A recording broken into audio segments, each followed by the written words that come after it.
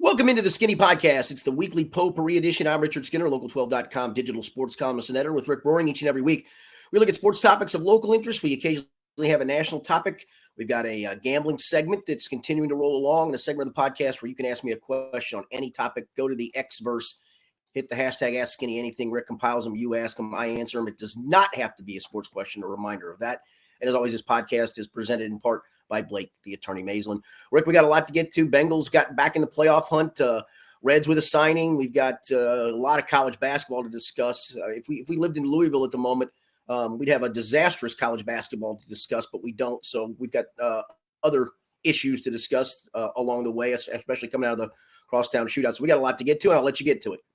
Yeah, you pretty much nailed all our topics coming up right there. So we'll start with the Bengals. They win again, 34-14 over the Colts. Jake Browning was great once again. He threw for 275 yards, 2 touchdowns, had 1 interception on 18 of 24 passing, also rushed for a touchdown. Chase Brown got 11 touches, 8 carries, 3 receptions. He delivered with 105 all-purpose yards and a TD.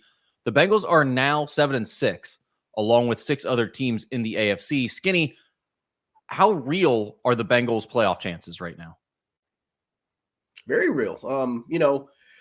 Do I think they can win out and go 11-6? That's probably a big ask, but obviously you go 11-6, all these 6-loss teams are going to drop by the wayside for sure. So that definitively gets you in. I've thought all along 10-7 gets you in. So that's a 3-1 finish. And, you've got obviously a winnable game at home because it is at home against Minnesota, starting their 4th quarterback of the season, Nick Mullins. Pittsburgh is a mess at the quarterback position and maybe overall at the moment. Kansas City is a really train wreck at the moment. Again, I'm not sure I can consider that a winnable game to go out to Arrowhead, but they are a mess at the moment. And then you get Cleveland on who knows who, if it's Joe Flacco or their 18th quarterback of the season when they come to town for the finale. And again, that one's at home. So yeah, you put yourself in a position like they have the last couple of years to continue to make a December, January run. And they've been really good in December and January in the regular season, 10-3 in the last 3 seasons. And really they've won 10 of their last 11. And the only loss in that 10 of the last 11 is that 2021 regular season finale at Cleveland when they didn't play any of their starters, other than Jamar Chase trying to get him a rookie record. It's incredible because, and we were talking about this earlier in the year before Burrow got hurt, how similar this year felt to last season and the way it was going. Slow start to get it going, and then okay, well, you're going to need to make a run here at the end of the season. And then Joe Burrow gets down. You're like, okay, we're done with that narrative. But lo and behold, we're right back in it, Skinny. This feels so similar to last season in terms of this team turning it on, clicking and playing its best football down the stretch here and giving you hope that maybe they can go on an improbable run. The playoff simulator from the New York Times currently gives the Bengals a 25% chance to make the postseason. DraftKings has the Bengals at plus 300 odds to make the playoffs, or 3-1. Skinny, would you like those odds? I mean, 3-1. Are you interested in taking those? Yeah, I could take those odds. Those seem about fair and about right. Maybe even a little inflated to some degree because, again, I do think it's very feasible for this team to go 3-1 down the stretch without having to do anything special. And I know it would be beating what is an NFC playoff team at the moment in Minnesota, but again, they're on their 4th quarterback. And they just came off a game in which they scored 3 points and somehow found a way to win. God love them for that.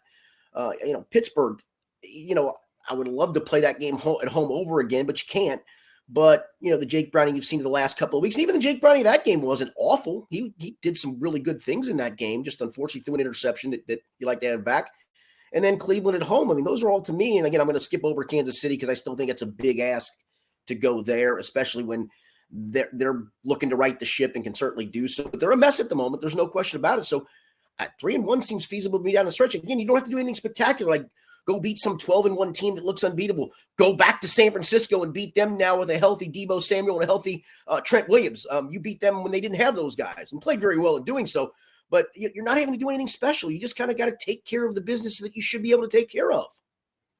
Yeah, and that's the interesting thing when you start plugging in results in the New York Times simulator there. 3-1 with a loss to the Chiefs put the Bengals at a 78% chance to make the playoffs at that point. Obviously, you don't know exactly what's going to happen with all these other teams, but you would feel really good if they were to go 3-1 down the stretch with that only loss being to the Chiefs.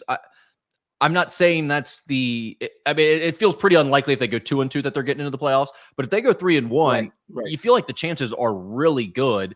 And like you said, I mean, that feels pretty feasible given the road that they have ahead and given what Jake Browning in this offense has shown us. Before we move on to talk more about the game and the Bengals and how they're playing, is this an outlier year? I mean, I don't want to be the guy who every year we do this with the NCAA tournament, right? We go, oh, the bubble's so bad this year. Oh, the bubble's the worst it's ever been. Is this an outlier year in terms of how bunched up all these teams are in the AFC playoff race?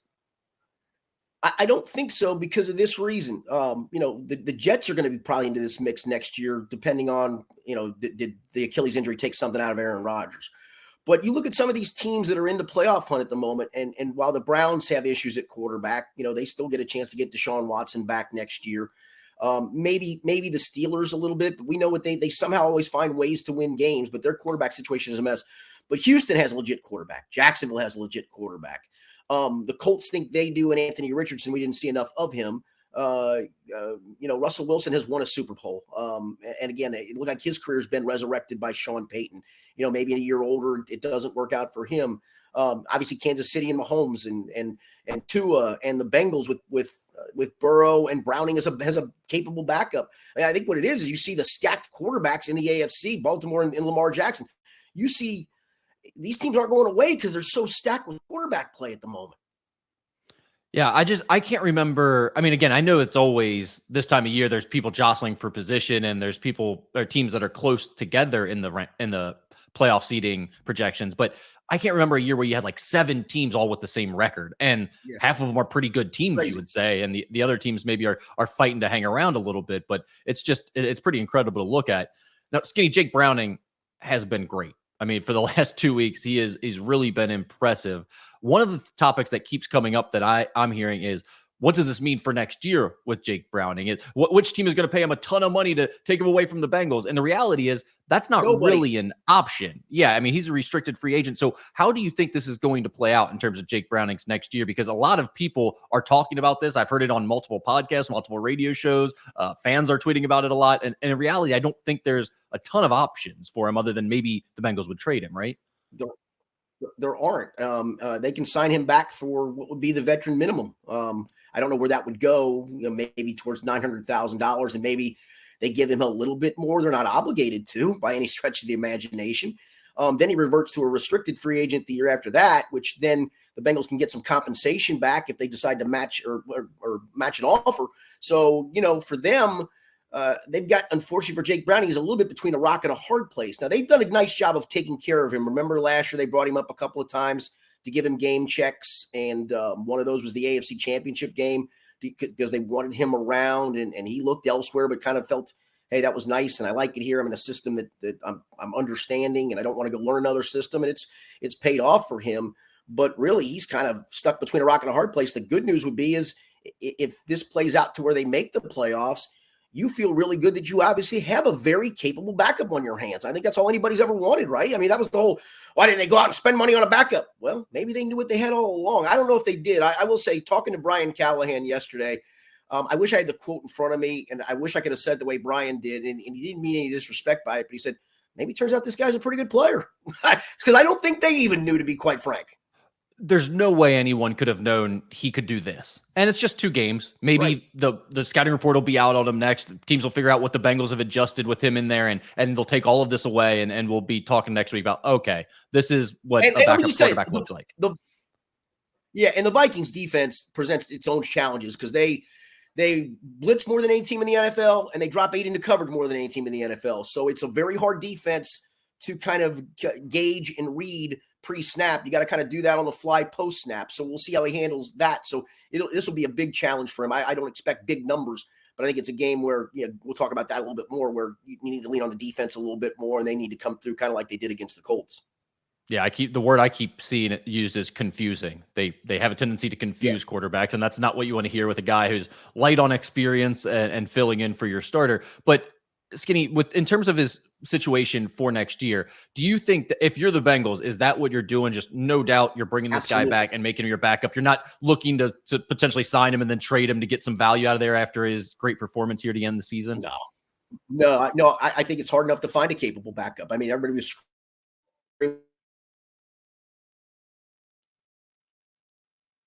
of this kind of money.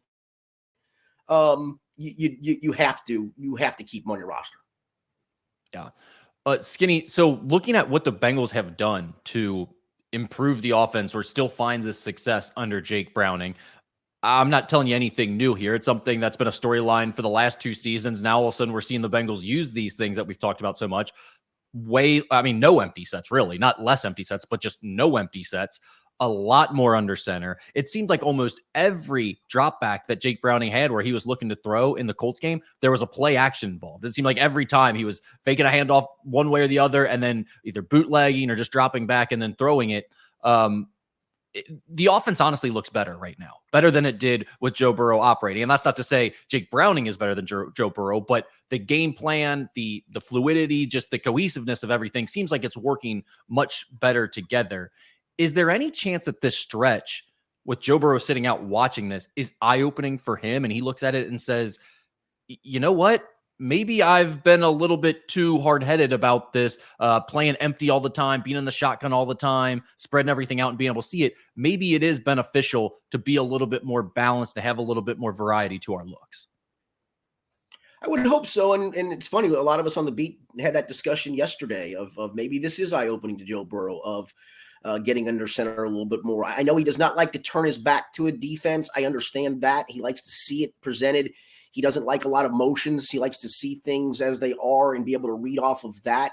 And I wouldn't take all of that away from him. Again, as Zach Taylor said on whatever day that was, Tuesday or Wednesday, I still think he's, the greatest player to walk the earth, the greatest football player to walk the face of the earth. And so they did tailor a lot of this for Joe Burrow, and understandably so, and have had good success with it. But I do think at times this year, some of it was calf related. Some of it was they couldn't run the ball. Well, now the running game's gotten going a little bit more because they're under center. And offensive linemen have talked about what it's like to block under center with the quarterback under center, where you're firing out as opposed to catching in some of those RPOs. You don't know, are you firing out or you're really just kind of catching a guy as opposed to knocking him off. So I think those changes have helped. And if I'm Joe Burrow, I'm sitting back going, yeah, you know what? Maybe we do need to use some more of this. For him, as athletic as he is, I think the bootleg could be a great weapon for him as well. And have him face less pressure. I mean, how many times do you see quarterbacks get lit up on bootlegs? They really don't. I mean, if they don't have a receiver open, they just keep rolling and rolling and rolling and then roll for 4 or 5 yards out of bounds and don't get hit. You have less guys at your legs in the pocket. So maybe he sees that and says, all right, yeah, I know what I like, but I think I can handle this part of the offense, and I think he can. And I do think you'll see some more of this next year with Joe Burrow back. I don't want to get it down a wormhole here on bootlegs, but I do think with Joe Burrow, we always talk about the best thing he does when he's at his absolute best is during a broken play where things have kind of broken down. It's a little bit of a scramble and he's just making something out of nothing. That's almost like what a bootleg is. You're like forcing a broken play on the defense sort of and moving the pocket, everything. To me, that just seems like a no-brainer for him. But obviously he and Zach Taylor can figure that out. Skinny, the one other question I had about all these changes is we've talked so much about the offensive line and their struggles. And you mentioned the running game has all of a sudden been better since they started going under center more, using more play action, being a little bit more varied. Is the offensive line been bad for the last season plus, or have they been playing in an impossible system? You've been playing in a really tough system where, you're dropping back 40 plus times a game. And I don't care how good you think your offensive line is or how good it is, they're going to give up a hit here and there and a sack here and there. And some of the sacks, they all go against them, but sometimes the sacks are on the quarterback that he holds it too long. And some of those Joe's willing to take on a 1st and 10, or rather a 3rd and 8, rather, he's willing to take a sack and take an extra second. And that's okay. Listen, if you're going to wait an extra second and maybe make that completion for a 1st down a few more times and the carryover, the other result is a sack, that's fine. But, that's where the offensive line gets dinged for that. Well, it wasn't really them. He held the ball too long and understandably looking for a receiver. So, yeah, I do think it's been tough for them and what they've been asked to do, but I also think they've done a pretty good job overall. I think in the run game, again, some teams – they just don't run well out of the gun. I don't think this team did with this offensive line. I think you're seeing it with them under center more. All right, Skinny, let me ask the stupid fan thing that's going to drive you crazy here. You mean to tell me that the Bengals have had one of the fastest players in the NFL sitting on the bench all year, and I kept watching Joe Mixon try to turn the corner for 1 yard?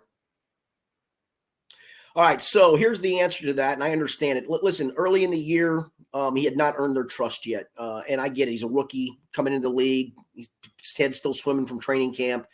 They were getting him ramped up to play in the San Francisco game. In fact, I think we all wrote about that was the week Chase Brown was going to finally get his chance.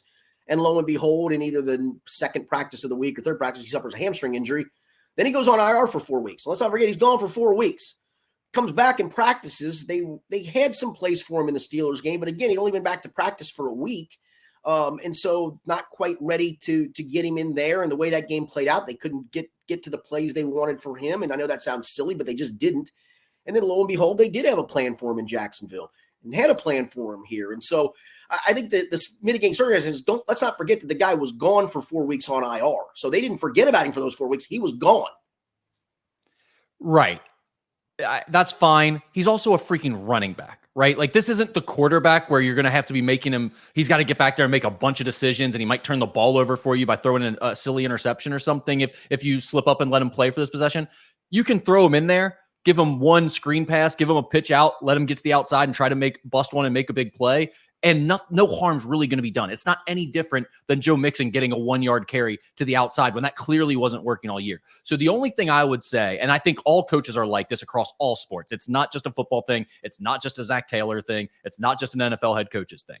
Coaches are way too precious with this stuff about trust and doesn't know the system and all that stuff. If you have a great athlete and a best athlete on the field that may be capable of making big plays, please use him occasionally. Like, the fact that we haven't seen this guy at all this year is silly, Skinny. Let's be honest. And they knew it. They knew it because they've been talking like it too. They're like, we knew he was fast. We didn't know he was that fast. It's like, what are you doing out here? Come, that guy, you see him run like that on an NFL field, you have to know that's a guy you got to put on the field occasionally and give him a chance or two.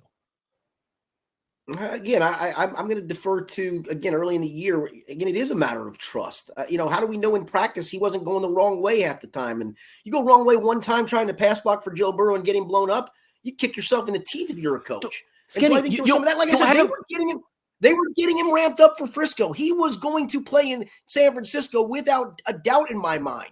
And then he got hurt. Yeah, but last week against the Jags, they said they couldn't get to plays for him and they had him in there. That makes absolutely no sense. When you had, or the Steelers game. Yeah, and they couldn't get to him.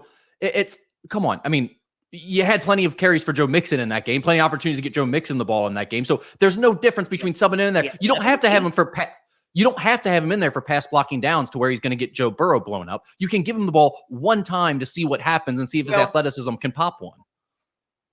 To that point, though, Rick, and it was a great tendency breaker for them, in my opinion, that screen pass, because in the Jacksonville game, he was in for 11 snaps and ran it on 9 of those 11 snaps. So the tendency would be, this cat's in, he's getting the ball. And to their credit, they broke that tendency by play actioning to him, then getting him out in the flat for a screen pass. So, yeah, but to that point, again, if you have him in, you don't want to just have him in to run it. He's going to have to be in on some pass downs. And again, if you don't trust that kid whatsoever to pass block, I get it. I fully understand it.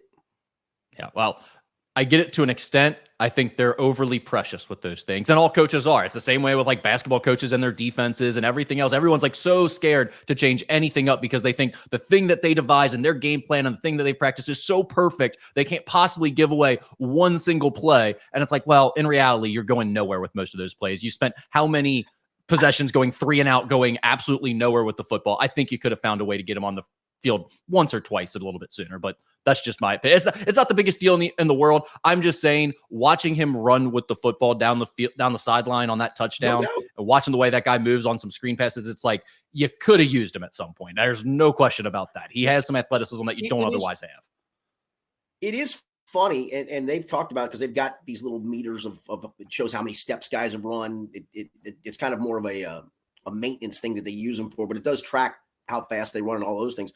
But it's funny. I mean, this is going to sound silly. He was clocked at only 4.48 in the 40 at the combine, which is not elite speed. It's almost like he's one of those guys that when the game speed comes, he's got that. And maybe they didn't know, even though they said they knew he was fast, maybe they didn't realize that fast. And once he got in the open field in game speed mode and adrenaline mode, he showed, I got a different gear, man. That's the old Deion Sanders line, right? I'm next man fast. You put the next man on the field and I'm faster than he is. It doesn't matter what the 40 time says. Right. And I think that's true for some guys. Just kind of wrapping up some thoughts from this game. And as we move into the Vikings game, Skinny, Trey Hendrickson was awesome. Once again, he's up to 13 and a half sacks now on the year, which is third in the NFL. I know this has been talked about enough, but what an unbelievable free agency signing that was back in 2021. Like, this guy has worked out tremendously well for the Bengals. And the funny part to me is it's the consistency of performance. It's not piling up 7 sacks like Khalil Mack did in a game, and then he has 3 games without something or a pressure. It feels like every game he's affecting the quarterback or even the pass blocking scheme. At the very least, he's affecting the pass blocking scheme of the other team. And that's as invaluable as him getting to the quarterback, because then it creates stuff for other guys if they try to take him out of the mix. And even then, he still finds a way. I love what Louis Anarumo said to us whatever day, Wednesday, we talked to him. And a question was asked about Trey's variety of moves, bull rush, speed, all those things to get there. And he said, yeah, he goes, the very first play, I told him, if they pass, I want to see you bull rush. Cause he was asked, do you ever tell him not to do a certain move or to do a certain move? And he said, no. He said, but the other day he goes, I wanted to see how the tackle handled him. And I remember that first snap. He said that first snap, he took that kid and took him all the way back to the quarterback. And you think how strong you have to be to do that? I mean, you're talking about a left tackle in the NFL that you literally just took all the way back to the quarterback. And at that point, that poor kid's probably going, how am I going to block this today? And he really didn't.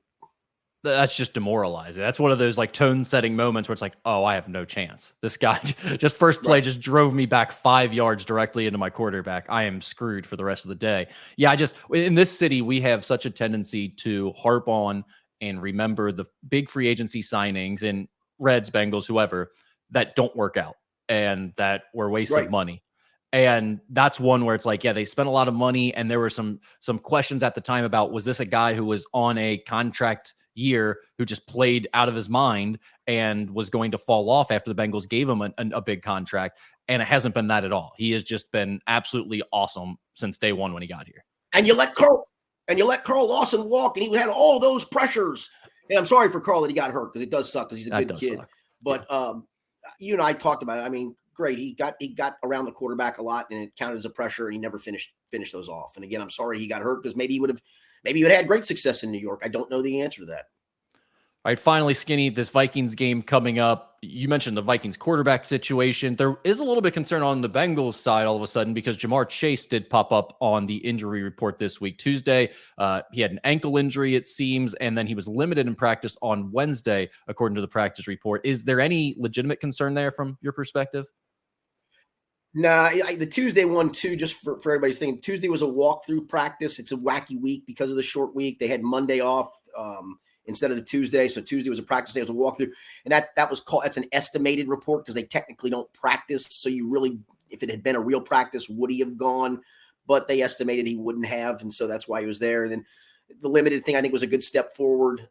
Today is a walkthrough. I would assume he'll be at worst limited. If not, I'd say he's full.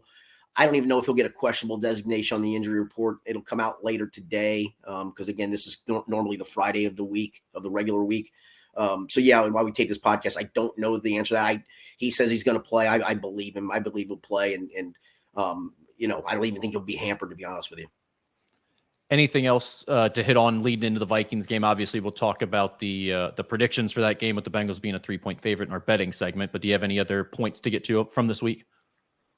Yeah. The one thing to monitor here, and I'm not going to get a chance to write it this week. It'll probably come out after this week, and maybe the kid has a great game. But if Brad Robbins struggles again punting the football on Saturday, I could see them leaning another direction, or at least bringing somebody in to take a look at. And right or wrong, the punt god, Matt Araiza, has now been completely exonerated of all those charges that got him cut from the Bills when a woman claimed he was part of a gang rape. And he was just been cleared of all of that. So, he's out there and available, and there's no question he was going to be the Bills punter as a rookie, and he's got obviously this crazy great leg. Do they look in that direction perhaps? Also, Drew Chrisman is making TikToks punting from Elder High School at the Pit. So if you need him, he's in town. I did see that yesterday. He is in town.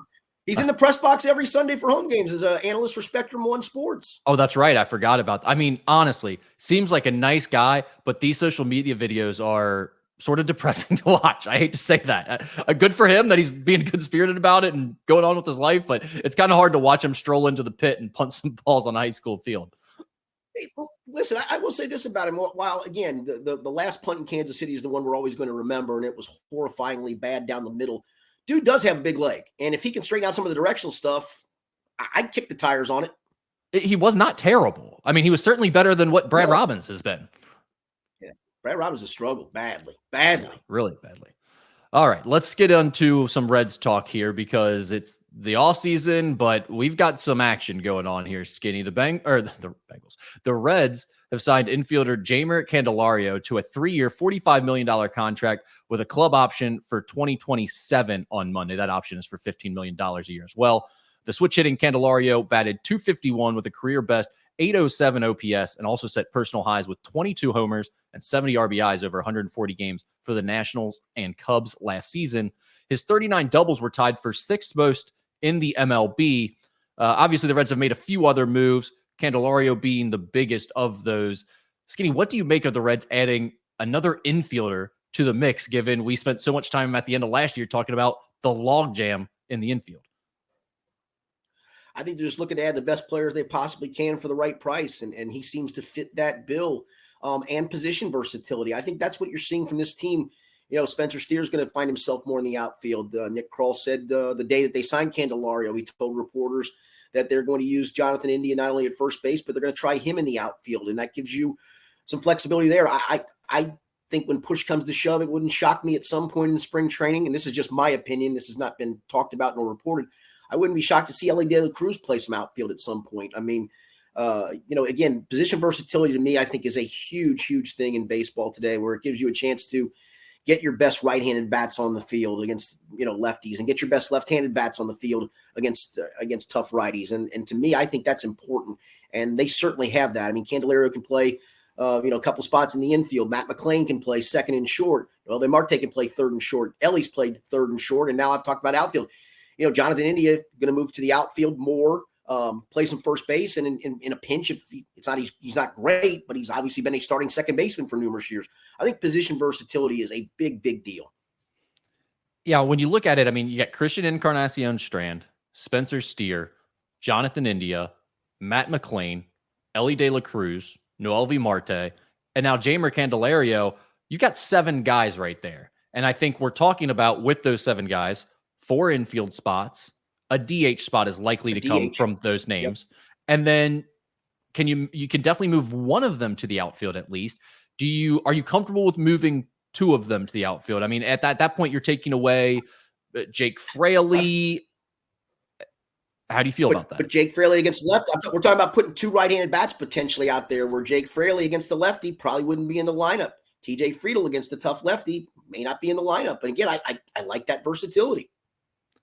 Yeah, I mean, Will Benson, Jake Fraley, TJ Friedl, all of those guys were pretty impressive last year. I would also say it would not be a huge shock to me if one of, if not multiple of those guys had a backslide this year and wasn't quite as good as maybe they played last year. So I'm not necessarily sold on any of those 3 guys just yet. So I'm fine with them potentially moving one of these talented infielders to the outfield. The other thing that people have talked a lot about, Skinny, is that potentially this is a precursor to another move. Maybe they're packaging India and a prospect, or potentially even one of these other guys that are maybe a little more highly thought of and have a little bit more value.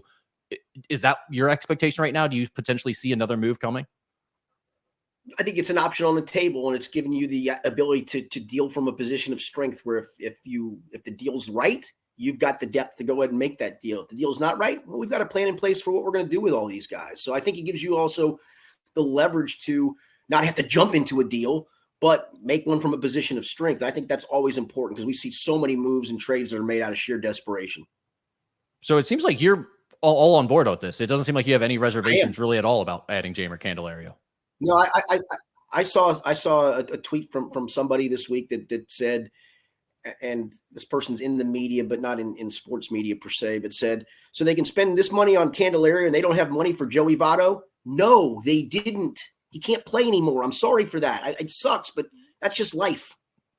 Yeah, I guess that's the other thing, is it really kind of slams the door shut on any possibility of Votto coming back, right? I mean, there is still that potential out there maybe, and now it seems like, I mean, there's just no room at all for another infielder. Do you care about sentimentality? Do you care about winning? I mean, maybe you do. If you care about the sentimentality, I know you want Votto back. If you care about winning, no offense, he doesn't help you win any longer. At all. I am completely on board with that. I agree totally. It's great. He's had a great career. Love it. You know, I Can't understand wait some till he people. retires his jersey. Right. I know some people wish there was more of a send off or whatever at the end of last year if they knew he was going to be leaving. But at the end of the day, put the best roster on the field because this is the time. You have the talent finally. You should be in contention this year. Make sure this team is as good as possible. And if nothing else, the one thing this Jamer Candelario deal signals to me, and I don't know how good he's going to be, how much of an upgrade he could be over any of these other guys, but the one thing it says to me is if you're willing to spend $15 million to get another infielder just to essentially create some depth, you're all in. I mean, you feel like you have a good team and you're willing to spend some money on what, is, in my opinion, not a game-changing player, but is a nice depth piece that probably makes you better, makes you more versatile in terms of your lineup. I like the signing. I'm not overwhelmed by it, but I do like what it signals to me from the Reds front office. Yeah, and lastly, again, from the logjam perspective and everybody losing their minds, and I hate to be this guy, it always does seem to work itself out. I mean, none of these guys are going to play 162 games apiece. They're just not. That's just not life in sports any longer. So you do need to have that depth. And to their credit, they've built that with guys. It's not just they're a depth at a position. It's guys with multi-positional depth. And I just think that's invaluable. Yeah. And he's a switch hitter. We know how much David Bell loves playing the lefty-righty matchups. Well, this guy, you don't have to worry about that as much. He hits well from both sides of the plate. You can kind of slide them in there against either pitcher, so it doesn't really matter. All right, let's move on to the college basketball side of things, Skinny. A federal judge in West Virginia issued a 14-day temporary restraining order Wednesday against the NCAA, allowing two-time transfers to play immediately, at least for now. What this all means is that any of those guys that have been sitting out here to start the year because they're a second-time transfer that was waiting for a waiver or waiting for an appeal or whatever from the NCAA, they are eligible to play right away. We saw guys play last night after it was ruled, and it's all good. They're not going to be penalized for that. The only question comes in for certain guys is, are you potentially using a year of eligibility by participating in a game or two or three or whatever over the next week or two? So there are still some things to be worked out. I think all the schools are trying to sort this out, talk to their lawyers, make sure they have a full grasp on what this means. But this, of course, has an impact on Cincinnati's roster, as Jameel Reynolds, the Temple transfer, who is still waiting to get his case overturned by the NCAA, would be eligible if he decides to go ahead and play. Skinny, what do you make of these second-time transfers being ruled eligible, at least for right now? I mean, it was always going to have to come to litigation. I mean, that was the threat of it for San Diego to get eligible. And this became more than just individual guys going ahead and going through the litigation. It went to the attorney general's offices of several states trying to push for this, and this finally got passed. My guess would be, Rick, even though, initially this is a 2-week period, I would guess this gets extended, right? I can't imagine that somewhere it comes back in 2 weeks and they go, no, sorry, you're out. I do think it was important for the ruling of if these guys play in whatever games you mentioned, it could be 2 games for some teams, maybe 4, whatever it's going to be over the next 2 weeks, that you won't be docked wins if they suddenly then become ineligible again, because they're technically eligible in this period. So I thought that was important as well. Obviously, these guys have been practicing, so for the most part, they can hit the ground running with the teams they're on. And listen, it sucks that it's taken to late December, or I guess mid-December, for this to be ruled upon. But I can't imagine they go back on this in 2 weeks. Do you? No, I think you're exactly right. If I'm a team, I'm playing. The one thing that has been proven right now is that you should not listen to any NCAA rules that have been set out. Anything that you're potentially worried about that the NCAA has set up in terms of guardrails or just go blow right through them. Don't ignore them. Do whatever you want. Do whatever gives you the best chance of winning, and then cry about it, fight about it, and threaten with litigation afterwards, because you'll win. The NCAA has said, look, we'll approve your rules that you want us to approve. You guys decide the rules, presidents, ADs, whoever. We'll say yes. We'll try to enforce them initially. But if any legal ramifications come from this, we're out. We're not fighting any more lawsuits because we lose them all. Yeah, right. And that's the thing. I think people always forget. People think the NCAA is this separate entity, and it really is. Its member schools make up the NCAA, and so it's a lot of times funny that they're the ones that want these rules on the plate, and then the first time it affects their team in a negative way. Well, you know what? We're going to sue you. We're sorry. We're going to sue. And so, what is the point of the rules? What really is the point of any of them?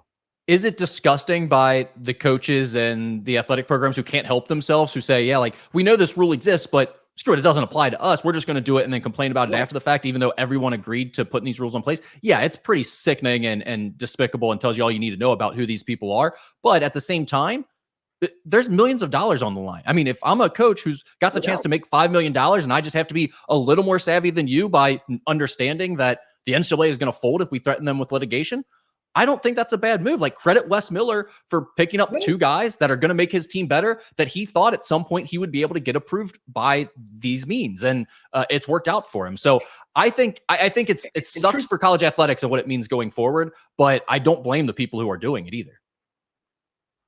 Yeah, and truth be told, I think for him it would be as long as he could get them up and going for a week or two before they get into Big 12 play, to at least ramp them up a little bit, and it looks like that's going to be the case. So if obviously Aziz has been around for a couple of weeks now playing games, and Jamil Reynolds could conceivably hit the ground running on Saturday against Dayton. Yeah, and I do think Jamil Reynolds could make a difference for this UC team.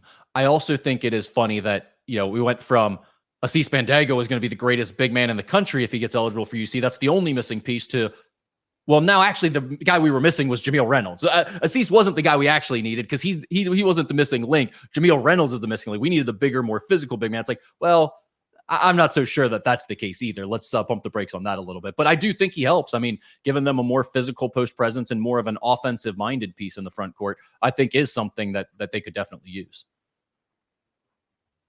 Yeah, I mean, Aziz has proven his worth as a rebounder, but he just doesn't have a lot of offensive game to him, and that's fine. It gives you a body to rebound and block shots. And I thought that's what he was all along. I know I've gotten beaten up for not thinking he was all this in a cup of coffee or whatever. Again, I don't think he's an unserviceable piece. I just don't think he's a difference maker piece. I don't know if Jamil Reynolds is a difference maker piece, especially when you get in Big 12 play. Does he help their team? Yeah, sure, he helps their team. Yeah, exactly. And I think with Aziz, you've seen he has made a big impact on the glass, and he has changed them defensively. He's certainly better than having to play Odi Oguama. There is no question about that. I mean, he has made their team better. It's just not quite the impact, I think, on the offensive end that maybe some people thought he would have. So we'll see what Jamil Reynolds brings. And that's why how many elite big men has UC played so far? I would say zero. Yeah. Skinny, speaking of which, the crosstown shootout, Xavier won its fifth straight against the Bearcats, 84-79, the final score there on Saturday. The Bearcats haven't won at the Cintas Center since 2001. Now, you've been critical of both of these teams, and that's already been proven on the Xavier side of things. You've been proven correct. They lost at home to Delaware. They lost at home to Oakland. They lost 3 straight games at the Cintas Center, which almost never happens to Xavier. What was your takeaway from this game, especially from a UC side of things, seeing them lose to that Xavier team? Jizzle James was really good. That part was good. But when push came to shove, who was going to get them a big basket? And we still don't know that as we sit here today in a crunch time game, which they hadn't had any of those other than Howard, and that shouldn't have been a crunch time game. Who's going to get them a big basket? And, you thought it was Dan Skillings. And maybe that was just a one-off for him having a bad night. But that's Lukosius was coming back from the car accident. So I can give him a little bit of a pass for Lukosius because of the car accident. I don't ever think he was a difference maker either, or the guy you were going to go to. So who is that guy? I mean, maybe it's going to be Jizzle as the season unfolds, but that's a big ask for a true freshman, in my opinion, especially with what you're going to face from guard play in the Big 12. Who is that guy? And so that's where I go back to, it's a worse loss for UC than it is a good win for Xavier, if that makes any sense. Because this was your real true test in the non-conference, and you didn't pass it. And now, just to have something non-conference on your resume, you have to beat Dayton, and I don't think that's going to be easy either.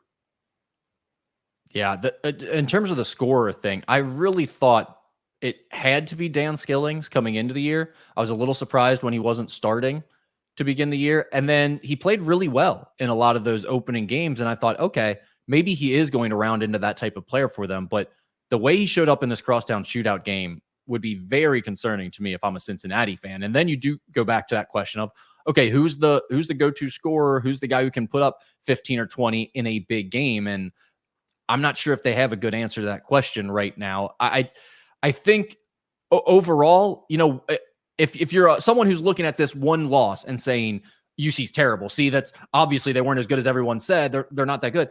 you're being way too over the top and being way too aggressive with one result. At the same time, if you're someone who is like, this one loss to Xavier doesn't mean anything, they're 8-0 otherwise, and look, they bounced back and beat Bryant by 30 points the next game, you're also kidding yourself, because all those other games really are pretty meaningless at this point. They're nothing like the competition that you're going to face in the Big 12. The one game that you've played that is similar to Big 12 competition is Xavier, and you lost that game. And the only other game that would have been remotely difficult is the road game you played at Howard, and that went to overtime. So there is legitimate concern about this UC team when they face legitimate competition. But I also would agree with any UC fan who says, let's wait before we get too worried about it, because that's just one loss, and there's still a lot of season to be played here. Okay, and I agree with that, Rick. But here's the thing: if you lose to Dayton, literally on your non-con, if you think this is an NCAA tournament team, and I have not thought that at any point, even when they got off to the hot start, if you think they're an NCAA tournament team, you will literally have nothing on your non-conference resume to show the committee. Now, you can flip the argument and go, well, you got a lot of chances in the Big 12. Yes, you do, but the competition level ratchets up in the Big 12, where it's hard to find a lot of road wins on that resume, and you're going to have a handful of home losses just because of how talented it is. You may win 7 or 8 games in the Big 12. Is that going to be enough on the resume when you can look around at other teams going, yeah, but we got these 3 wins non-conference. You got none. And so I think this Dayton game becomes really important. It's not going to be a quad 1 win, but it's going to be at least something on the resume, quad 2-ish perhaps. This Dayton game is massive, Skinny. Massive now because of the way that they set up their schedule. It shouldn't be that big of a game for them, but it almost decides everything, in my opinion. And maybe it's not even enough if they win it, because, like you said, they've given themselves no non-conference resume at this point going into Big 12 play. And I always thought the argument for UC being a tournament team this year was they dominate non-conference play, and then they win 9 games in the Big 12. They go about 500 in the Big 12, and then you've got yourself a chance. The problem is they scheduled nobody. They lost the Xavier game now. And so now you're sitting at a resume with absolutely nothing. And if you go 500 in the Big 12 with that resume, it's not enough to get into the tournament, I don't think, even with all the wins that you're going to have piled up. So I'm with you. They now they definitely have to beat Dayton. And even then, I think you're a little bit more worried about them having to be better than you would expect a first-year team in the Big 12 to be. Yeah, and again, look at the teams in the Big 12. I was looking at the schedule the other day. I'm like, man, that's a tough game. BYU suddenly has had a good non-conference, and that's who they open up with on the road. And then you start looking down and go, well, that's a hard game, and that's an impossible game, and that's a hard game. You come to a couple of the former AAC teams like UCF, and you go, okay, well, at least we got them. But, even them probably on the road isn't going to be an easy game because it's on the road. And so you start looking at those down the road, it really is. It's hard to look and see how they pile up wins inside that league. Did this game offer more hope to Xavier fans, in your opinion? I don't think so. I mean, because are you going to get that from Quincy Oliveri every night inside the Big East, or on most? I shouldn't say every night. That's not fair to any player. On most nights inside the Big East, you can get that from Davion McKnight on most nights inside the Big East. I just don't think you are. I do think they can finish 5th or 6th inside the league. That's not going to be enough to be an NCAA tournament team. And you've lost a couple of bad ones at home with the Delaware loss and the Oakland loss. So yeah, again, could you maybe find something, could this team get hot in Big East play and maybe make a crazy run that we see teams make every year? And that maybe they're the team to do it just because you got guys who can get hot, but to ask these guys to do this every single night, I just think it's a big ask, and they still don't guard anybody very well. Yeah, I think the big thing for me was, and the reason to be hopeful if you're a Xavier fan, is the path for this team to be successful is Quincy Oliveri and Desmond Claude being your top 2 scorers and being really consistently good on the offensive end, because then you put teams in the situation that UC found themselves in. We've got one John Newman, one defensive stopper on the wing. Yep. We have to now choose who we're going to guard. They said, let's guard Desmond Claude most of the game with him, and Quincy Oliveri torched CJ Frederick, right? So at the end of the game, they tried to switch it and put Newman over onto Oliveri. It was a little bit too late, I think, at that point. And then Claude was also more successful. So you're right about them not getting 27 and 6 3-pointers from Quincy Oliveri every night. And Davion McKnight certainly is going to score 20 every night. I think that was strictly because of the way that UC defends and the fact that they don't offer any help defense in the gaps. They just guard you one-on-one and let you drive them and score in the mid-range. And that's what Davion McKnight does. But those 2 wings Oliveri and Claude, I think they are talented enough and good enough to carry this offense and be your go-to guys to where they can put defensive teams on the defensive end in a tough matchup situation where they don't have a great answer to guard both of them. And that's kind of where you really need to beat most teams if you're Xavier, I think. Now, is that good enough to get you more than 10 wins in the Big East? Probably not. But I do think they can be competitive with those two guys if they continue to play at a high level. And some of these younger guys will hopefully step up along the way to give them a little more support. But I would tend to agree with you that that game didn't tell me as much about Xavier as it did UC, I think. Yeah, no, exactly. All right, let's move on to Kentucky, Skinny. They have a massive game coming up on Saturday against number 9 North Carolina. Number 14 Kentucky against number 9 North Carolina. This game is in Atlanta.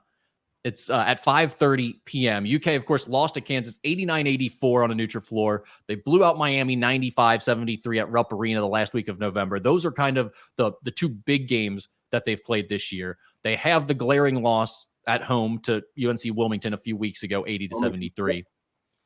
North Carolina's lost to Villanova in overtime on a neutral floor. They lost to UConn last Tuesday, 87-76. And now they have an 11-day layoff leading up to this game. What are you expecting from this Kentucky team at this point? It's a good question. Seeing Aaron Bradshaw scratch the surface against Penn was big with the double-double. And some of that is, again, Penn not exactly have the most dynamic front court. They had Mr. Mustache playing center who, he was kind of all the size that they really had. So, but it was a good game to see Aaron Bradshaw kind of get into the mix of things. Getting DJ Wagner back from injury, I thought was big for them too, because now it does give them more depth. But I'm staying on the train of they're going to score against just about anybody. Can they get stops against quality teams? Or even, again, those teams like a Wilmington that, if you let them hang around games because you don't get enough stops, it's going to happen in the SEC. They're going to beat a couple of teams that maybe on their home floor should be better, but they're going to be able to score, and they're going to probably lose a game where they get outscored 84-80 by somebody that you're like, how did they score 84? I just don't know if they can get enough stops. Now, maybe Bradshaw changes that. I know there's some rumors of Wenso coming back soon to add another 7-foot rim protector off the bench. And maybe those guys are the difference defensively. Maybe they do change the dynamic of it. But I've only seen a game or so from Bradshaw to this point to see it. I need to see it against a quality opponent like Carolina to believe it. I mean, it feels like this game's two teams that are pretty similar. They can score. They just have a hard time getting stops.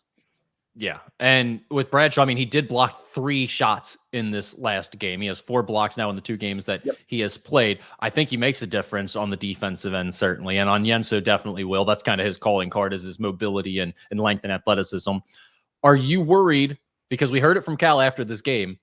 He's got to start finding a way to play the 2 bigs together, Bradshaw and Mitchell. He said, we got to get them in there and figure out how to use them together. Are you worried about this bogging down the offense now? Because it's been so good to start the season here. And it's been a lot of people believe that's because they've spread things out, played a lot more perimeter oriented, shot more threes. Is that a concern now with him talking about playing 2 bigs together? I don't, because I think Bradshaw can play on the perimeter just fine. It feels like he posted. And again, I watched it when I was doing some work at the time. So I had the game on in the background on Saturday. So I didn't watch it completely intently like a coach. But it felt like he posted Mitchell more than he posted Bradshaw. And again, maybe he is more of the post guy. I don't know, but Bradshaw, I think, has enough perimeter skills that he can fit in just fine. I thought he fit in really well in this game, at least. Yeah, he's 1 for 2 from beyond the arc, so he can shoot the 3 a little bit. Already showed that off. Was really efficient on the offensive end. Didn't have to take a lot of tough shots given the resistance he was meeting around the basket, obviously. But it was a great showing for Aaron Bradshaw's first game. He certainly looks like a difference maker, but I am interested to see how it all fits together and what changes are made on the offensive end. Skinny, any predictions? Because we're not going to do this in our betting segment. Any predictions on how this game goes against North Carolina? Do you think Kentucky gets another big win here?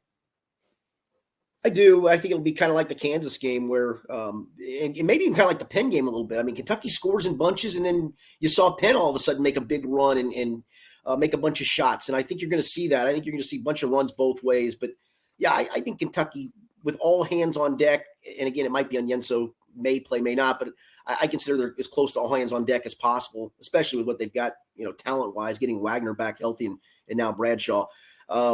They have a lot of talent, and I think talent will be the deciding factor here by a handful of points. All right, Skinny, let me wrap up the college basketball segment with some NKU Norse talk. Did you see the ending of their game on Saturday night when they lost at home to Akron 77-76? I did not. I read about it, however. I mean to tell you, one of the most incredible endings to a game you'll ever see. This kid, Enrique Freeman for Akron, just made an unbelievably athletic play to run full. And this is a forward, a 6'7" forward, by the way, to run the length of the floor, going full speed, catch a pass below his knees without breaking stride near the top of the key, take one dribble, and then just jump from the middle of the lane and dunk over the top of two NKU defenders. Just a great college basketball game. NKU was trailing nearly the whole game, nearly pulled it out at the end, then lost on that play. But right now they're sitting at 5-5. They've played a very difficult schedule. They wrap up their non-conference schedule like this, Skinny. They have the University of the Cumberlands, which is an NAIA school tonight at home, which will be a nothing game. But then they go to Eastern Kentucky and to St. Mary's to wrap up their non-conference slate. It's not going to be easy. We could very well be looking at NKU with a losing record heading into Horizon League play, and yet they will be one of the favorites to win the Horizon League. I mean, legitimately, they look like one of the top 2 or 3 teams in the league, I think, right now. Yeah, and since you do games, I always flip the script on you because you're the one that should be answering the questions about NKU. But they, to your point, they're going to beat Cumberland. That gets them 6-5. If they lose to EKU, and that's a 50-50 game to me, to be honest with you. But they probably do because, and then go to St. Mary's. They're going to lose that game and likely to be 6-7. But 2-0 inside the Horizon League is the important number because it's a one big league. That's all that matters. Get yourself the best seed possible and go from there. I guess my question for you is they've played pretty well in the non-conference. The results have sucked a little bit. I mean, Illinois State, it was a miracle shot to try to tie it and force the overtime by Jeremiah Israel. And then obviously this game they lose on the late dunk. Played Washington pretty tough. I mean, they've played some good games so far this non-conference. Is that encouraging to you the way they've played in these games, especially knowing the differential in talent, even between a MAC team and a mid-tier to lower tier Horizon League team? It really is, because Akron is a top 100 team in the country right now, according to KenPom. They're 99th, and they are picked to win the MAC this year.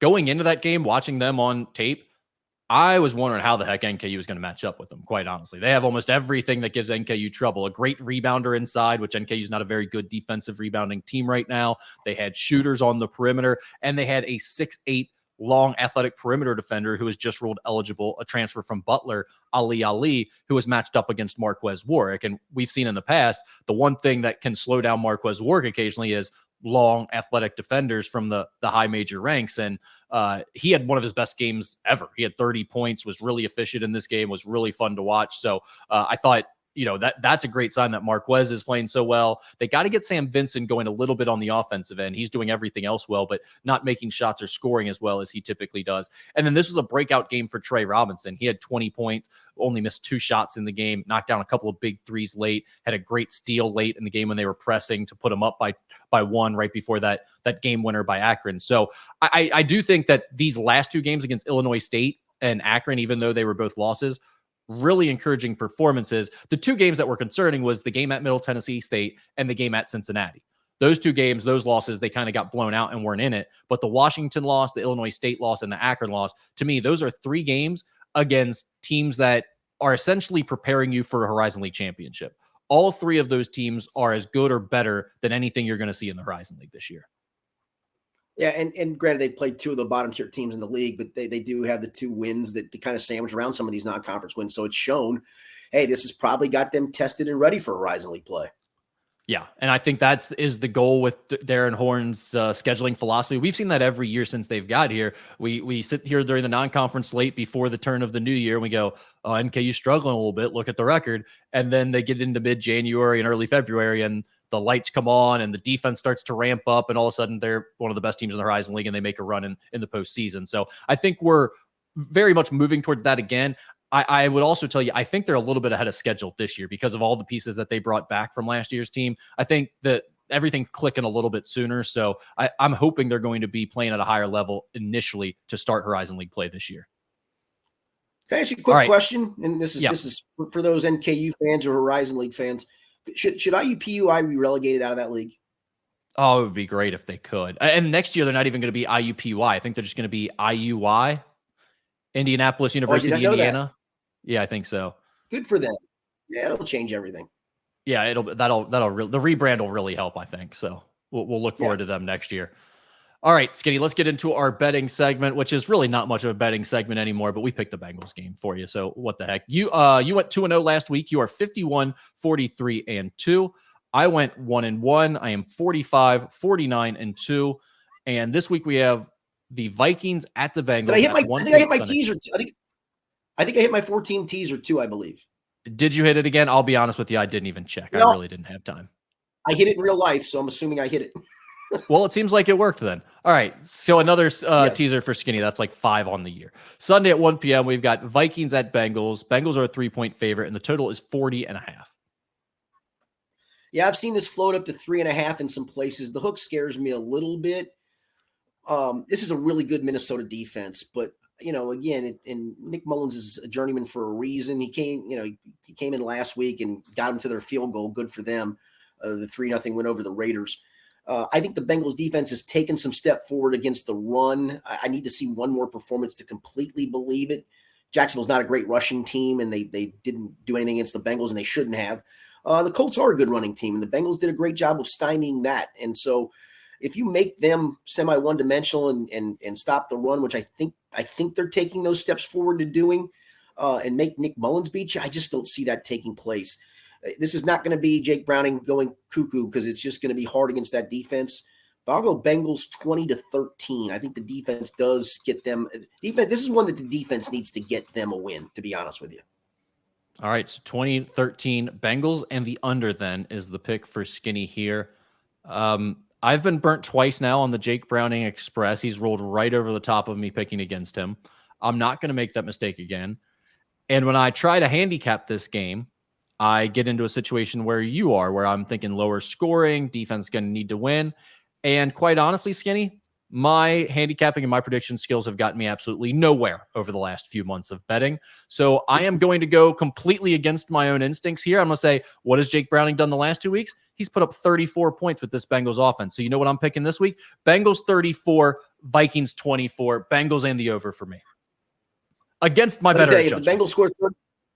If the Bengals score 34 points in this game, in my opinion, it'll be Charlie Jones returning a punt and the defense scoring a touchdown, because I just think the offense is it can have success. I just don't think it's going to have a ton of success just because of the Minnesota defense. You just ruined my best bet of the week. I was going to say my best bets of the week are 2 props. I want Charlie Jones to score an anytime touchdown and the Bengals defense or special teams to score an anytime touchdown. There we go. Parlay it. There you go. What do you I got my 14 teaser of the week again for you, Rick. All right. I'm going to take this will be a 6.5 pointer, just because I got to change one of the lines. Miami, take them down from 8.5 to 2 at home against the Jets. A good bounce back spot for them after the loss to Tennessee. New Orleans at home down to a pick'em against the Giants. The Tommy DeVito story is a cute one, but I don't think Tommy DeVito is going on the road against that New Orleans defense and winning. I'm going to take the Rams down to a pick'em at home against Washington. And I'm going to take Green Bay up to 3-point underdog, getting 3 points at home against Tampa Bay. There we go. All right. So just to recap that 6.5 point teaser, we've got Miami -2.5, Saints pick'em, Rams pick'em, Green Bay Packers +3. All right. So those are our best bets for the week. And we've got some Ask Skinny Anything questions to get to. Shout out to you guys, because I mentioned that we hadn't been getting as many questions. We had an abbreviated segment on the last few shows, and I didn't even have to ask for them this week. You guys sent them in without me even sending out a prompt. So I appreciate that. We'll start with the question going around the NBA ranks right now. What should the NBA do with Draymond Green after his latest outburst where he essentially punched another player on the court? I think he's suspended for the rest of the season, in my opinion. I will say this. Golden State is a flaming hot mess. We don't talk a lot of NBA on here. I don't follow it super intently. I am in an NBA fantasy league. They are a super hot mess. I don't think it's because of Draymond. I mean, that team's just kind of gotten old, and it is what it is. Klay Thompson doesn't play to the level he used to play. Steph still does. But at this point, if you're them, the Draymond Green stuff is just ongoing. Enough's enough. I know he adds toughness and all those things and does all the little things, but now it's gotten to the point of absurdity. And if I'm the NBA, I take the action and go, you're done for the year, dude. Enough's enough. Until you feel like you can clean up your act, we're done with you. And if you think you want to come back next year and first time you do something stupid, you're gone again. We've had enough of this.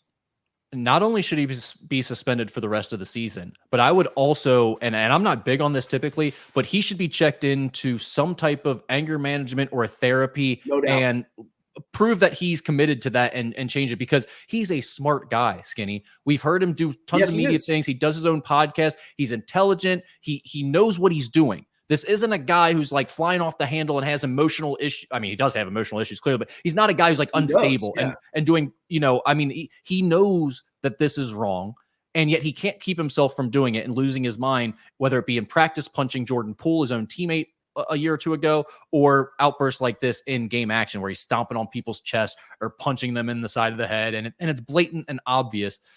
He needs to go to therapy. He needs to get his mind right, because this is out of control. I'm with you. Suspend him for the rest of the year at least. And if you want to go longer than that, I really don't have much of a problem with it, because at this point, these aren't basketball plays. These aren't one slip up. It's nonstop. He just thinks he can do whatever he wants, and neither his team nor the league is going to do anything about it. All right. Our next question is, can Skinny rank the following 80s TV shows? And we have a big list of them here. The A-Team. Yeah, go ahead and read them off. For full disclosure, real quickly, I never asked to see these questions ahead of time, because this was a ranking. For full disclosure, Rick sent me this question, but go ahead and read them off. And it took me literally a minute to rank these. Yeah, so you said you had seen all of them, and it was a long list. So I was like, you've got to at least have a look at these before you try to rank them. We've got the A-Team, Airwolf, Dukes of Hazzard, Fall Guy, Hill Street Blues, Hunter, Magnum PI, Miami Vice, Murder, She Wrote, and Simon and Simon. I'll go from the bottom to the top. How about that? Let's do it. On the bottom of my list is Murder, She Wrote. It just always was boring to me. I saw it some. It's on reruns now on a couple of these channels that I'm always watching shows on.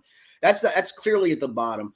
Airwolf, I thought it was a stupid premise. I never liked that show, so that comes in at number 9. This is surprising. I could never really get into the A-Team. I watched it some, but it just, the premise of these mercenaries that are it just never hooked for me. That's a cartoon, right? Was the A-Team a cartoon or no? No, that was with Mr. T. Okay. Mr. T. I know, but I thought it was like a cartoon of Mr. T. So it was like real live action then. Oh, real live action for sure. Yeah, absolutely. Okay. Number 7, Dukes of Hazzard, just some good old boys doing what they are, being what they are, whatever. I just never got into that show much either. It was not good for me. Simon and Simon, number 6, I watched that enough. I liked it. Hunter with Fred Dreyer, former NFL football player, comes in at number 5. The Fall Guy, Heather Thomas alone gets with the Fall Guy in. I mean, she was just a smoke show in the day. So that's number 4. And then there's a line of demarcation. My top 3 were literally shows that I intently watched. Excuse me, like every week, that was on my radar to watch. Number 3, Magnum PI. It was just I love settings in Hawaii. And Tom Selleck was really good in that role. And it was just a good show. 2, Hill Street Blues was a part of my Thursday night college watching rotation. I'd watch Hill Street Blues, and then I'd watch a college basketball game on my little 13-inch black and white TV. What a time that was, Rick. And number 1, and I wish I could find it in reruns, and I really can't, love Miami Vice. Who didn't in those days love Miami Vice that grew up in that era? It was clearly the best. So yeah, I didn't have a hard time ranking these whatsoever. I love that you had the multi-screen viewing experience going before the day of streaming and iPads and everybody having 2 or 3 screens in the room. Nice. Yeah, 13-inch black and white, baby. Got the job done. Hell yeah. All right. Next week, I assume, will be a completely Christmas-oriented Ask Skinny Anything. Well, actually, let me just throw that out there now. Send in your Christmas questions for next week. We'll do a Christmas version of the show. But with Christmas approaching, what was the worst or most disappointing gift Skinny ever received for Christmas as a kid? Wow. Oh, so there is a clear one for me, and I hate to do it. My late aunt, she always tried to get eclectic gifts. And this was either when I was in high school or early college. I guess I was of drinking age in theory. At the time, the drinking age in Ohio was 18, where you could go buy 3-2 beer. And trust me, we still were able to buy beer over here in Northern Kentucky in our juvenile delinquent days of ages 16 and 17. But she got me beer-flavored toothpaste for Christmas one year. Oh. And let me just tell you how disgusting that was. Just nasty. Beer flavored Yes. toothpaste is disgusting. Yes, and I did try it once, and it was, as much as in that age range, you're like, oh, it's cool, it's beer, it's anything. No, no, no, no, no, no, no, awful, just awful. Yeah, I mean, what were they out of tequila flavored toothpaste? That's about the only thing I can think that would be worse. Yeah, Uh, that would be worse. all right, Skinny. This was from a TikTok I was sent, and they said they wanted your opinion of it. I'm not going to play the video because it's just guys talking. But the question of it was: would you rather have $100K wired to your bank account right now, no questions asked, you just say yes, or flip a coin to win $10 million? I go flip a coin to win $10 million. Yeah, to me that's an easy one. A lot of people seem to answer the 100K. To me, that discrepancy is way too big. Like 100K isn't life-changing money. 10 million is your life is different forever. So, I mean, what's the number that changes that? Is it like 1 million? Would you do it for 1 million? Would you flip the coin? Yeah, I'd say 1 million versus that would probably change it. If you could guarantee me 1 million, I'm kind of set for my retirement at that point in the game by far. What about the other really what about the other K? If the 100K is stuck and we change the other number, how low does that number have to come before you start thinking you'd take the 100K guarantee? What is it right now? 10 million? 10 million right now, yeah, versus 100K guarantee. I'd say a minimum of 2 million. Then you'd start thinking about taking the 100K? Correct. I think even for $1 million, I'm flipping the coin. I mean, don't get me wrong. I'm not trying to act like I'm too good for $100,000, but $100,000 just doesn't really change much for me. It's like one good year, it made 1 year better. No, right. But if you get $1 million, it's like, well, I might sort of change what I'm doing for right now. Like I can get by a couple years now and maybe change up my job or try to do something different or move into a different house or something. It's like 100K isn't really changing anything that I do. I wonder if that was set to a poll question, what the end result of that would be, you think? I don't know. I was surprised at how many people thought it was a legit question when it was 100K versus $10 million. To me, that's not even close. It's like, obviously, a 50-50 chance at $10 million is a no-brainer. You say yes every time. I'm taking that. Yeah, I'm taking that in a heartbeat. Yeah. You're right. 100 grand is not. Is it going to help me? Maybe I go buy a new car. Maybe, I've got a little socked away extra for it. But it's not changing my life by any stretch of the imagination. It's really not. Yeah, it's a good year. It's like, all right, maybe we get the car and go on the vacation this year, but it's like, it just became like I got a huge bonus. It's not like, oh, wow, I can actually really think about what's going to change now. Do we buy a new house and move into a new neighborhood or whatever? I mean, it's just, it's totally different scenarios there. Skinny has mentioned going to Speedway in Covington a lot. Are there any other places you guys go to regularly as part of your daily or weekly routines? There's a Shell in Park Hills. If I go do like a morning TV hit at Channel 12 coming home, I'll stop there. They got great coffee and it's convenient. That seems to be a place. I'll also stop there for full disclosure on my way back from basketball practice at Ludlow and get a couple of road pops at that same Shell. So there's a Shell there in Park. It's right by Rick. It's right there at the corner of Kyle's Lane and Dixie Highway. You've driven by it, I'm sure, a billion times. Catty corner to it was the freshest. Yeah, by the Skyline, correct. Yep. There's the Shell, the BP, the Skyline as you're going towards Covington Catholic. And you know what else is there is Fort Wright Family Restaurant, which is just the best. It's so funny. So I haven't eaten there in a long time, and that wasn't like a part of a breakfast routine for me. But I would go there some when my daughters had dance at Moss Dance Academy, which they've kind of moved, but they used to be in that same little strip mall there where that is. Yeah, it is. It's a good call. It's very, very good. Yeah, my guys, Jim Kelch and Rick Myers and I went over there last week before an NKU practice and ate lunch, and it was outstanding. And the prices, I mean, you just can't beat it. Everything's under $10 there. It's unbelievable. Yep. All right. Oh, I would say UDF is my go-to. I think I've mentioned that before, but the UDF down there at Mock Road and the AA where they meet, I'm there once, if not twice a day. So. Yeah, my other spot now, again, because I'm down in Ludlow so much coaching basketball there, is the Elm Food Mart. I stop in there for an occasional road pop or two, or maybe even just a Gatorade before practice. Yeah. When I was coaching baseball at Ludlow, I was known to stop in there a time or two as well. I think was it called something different at the time though? Might have changed. I can't remember. Maybe. Yeah, maybe. All right. This question was posed to me during an icebreaker at work. This is not coming from me, by the way. This is what the person wrote. Okay. This question was posed to Okay. this person during an icebreaker at work. In a competition where you have to eat a hot dog and then run 100 yards, who wins between Joey Chestnut and Usain Bolt? I say Bolt, but a couple coworkers of mine think I'm crazy. So does I guess here's my question. Does the time to consume the hot dog, is that part of the contest, or you eat the hot dog and then they line up and run? Which part? No, it has to be part of the contest, because otherwise Usain Bolt obviously wins if you just eat a hot dog and then you start a race. The eating of the hot dog has to be part of the timing. Otherwise, Joey Chestnut has no chance. Yeah, that's what I was going to say. I thought that's a tough one, to be honest with you. I don't think it is for one hot dog. Yeah, I was going to say, I could see Usain Bolt chomping that thing in a couple of chomps, and then Joey gets a little bit of a head start, and it's like, what's that character they got down in Atlanta that does the Mr. Speed or the Flash or whatever? Yeah, the Freeze against people or whatever. Yeah, the Flash. The Freeze. Yeah, the Flash. Yeah, the Freeze. Yeah. No, I think you're right. I think it's the Freeze. Okay, whatever. I mean, how many times does it look like he is in an impossible predicament to win, and he still finds a way to go running past the person and win because he's so damn fast? I think that's what you would see. You see Joey Chestnut with maybe a 20-yard head start, and Usain Bolt still wins by 15 yards. See, I don't even think it would be that much of a head start. I don't think, maybe this is me being completely ignorant to how the competitive eating game works, but I don't think the advantage for Joey Chestnut is that much in the first hot dog. I think the advantage is when you get to like hot dogs 3, 4, 5, 6, like where he can just keep punting them down. He's soaking them in water and like swallowing the bun whole and all that stuff. I think for one hot dog, you're not going to be that far behind him. It's not like a shot, or a chug where he's like got some incredible skill where he can do it that much faster than you. It's that he can keep going forever at a good pace. I think one hot dog, you still win. The question is, how many hot dogs do you need to pile up before it becomes in Joey Chestnut's favor? And I think the answer is probably like 3 or 4.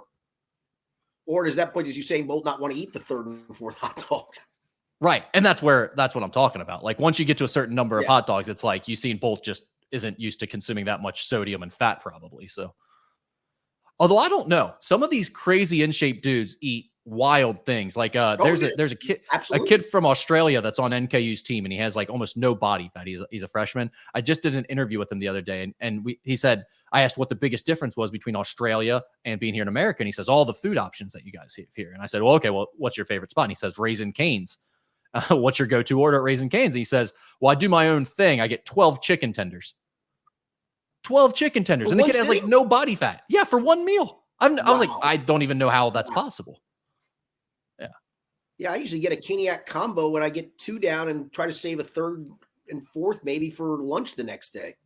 Yeah, I'm with you. I mean, there's no chance I could eat more than 5 or 6 of those things, even if I was really pushing it. So insane things can happen when people are really in shape. The follow-up question, this person says, is who wins the same competition between you and Skinny?